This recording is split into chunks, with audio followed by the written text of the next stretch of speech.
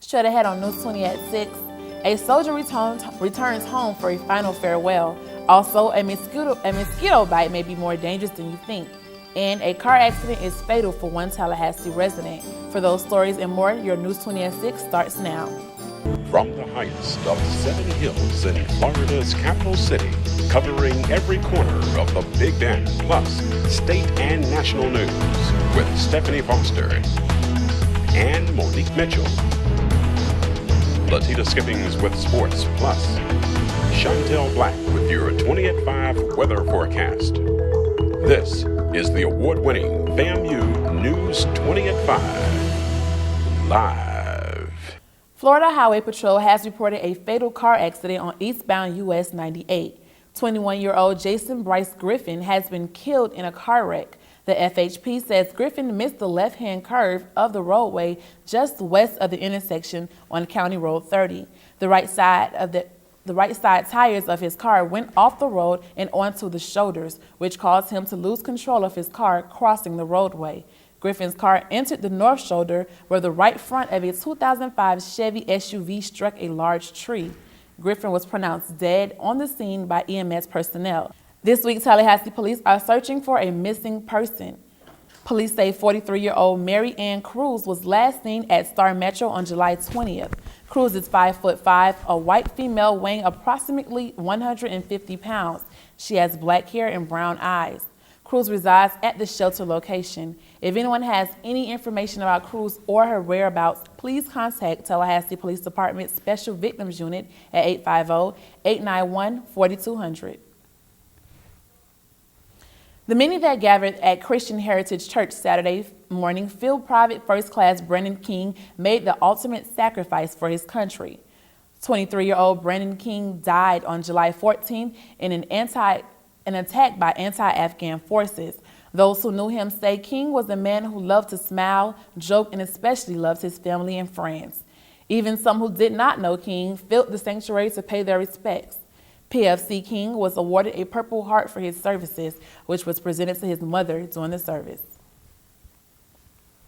A Wakulla County resident has died from a mosquito-borne illness considered more dangerous than the West Nile disease. According to the state health reports, the triple E virus can be deadly. Officials are urging residents to take precautions and to reduce their chances of being bitten by mosquitoes. Using insect repellent, dressing in clothing that covers most of the skin, and avoid areas with large standing water where mosquitoes lay their eggs. Residents should also avoid the outdoors during dusk and dawn when the bugs are more active. Several schools in Leon County are all smiles today, and FAMU TV 20 reporter Omari Brown has more on the story. Earlier this summer, the Leon County School Board approved a $22 million construction budget for the upcoming school year. The money will go towards necessary renovations and upgrades that are needed for these schools to function. W.T. Moore Elementary Principal Susan Krall finds that the money will be beneficial towards the improvement of her school. Right. We're very, very excited and extremely grateful, especially to the school board and the superintendent for allocating that money for us. And our cafeteria and kitchen area really required some major renovations. School board officials are also allocating funds towards technological advances and improvements to the schools. Assistant Superintendent of Support Services Paul Bird explains some of the upgrades that will take place. Not only expanding the technology, smart boards, computers, wireless capabilities, equipment. We're renovating the facilities to make sure that they're comparable to any facilities that we have. Some of these projects will be going throughout the normal school year, and the school board is pushing for the construction to be completed by the end of the 2011 school year. Many of these major projects are already in progress with hopes of being completed within the near future. With that being said, the Leon County Public Schools are taking a huge leap towards molding tomorrow's leaders. For News 20 at 5, I'm Omari Brown.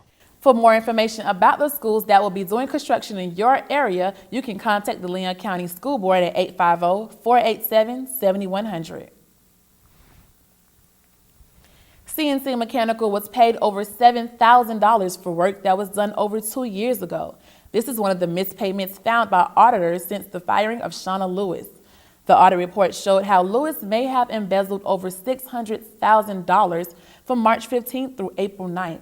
The park's former officer manager, Chairman Bob Ratcliffe, who became the board's treasurer earlier this year, repeatedly shook his head while examining the report. Flipping through pages, he said, "It kind of takes your breath away." Coming up, the Department of Education demands money from a testing company. And for those of you who love eating seafood, prices may just be on the rise.